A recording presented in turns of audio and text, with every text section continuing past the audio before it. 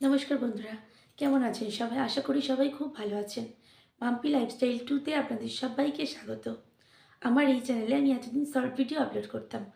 এবার থেকে আমি আমার এই চ্যানেলে ব্লগ ভিডিও আপলোড করব। আশা করি আপনাদের খুবই ভালো লাগবে।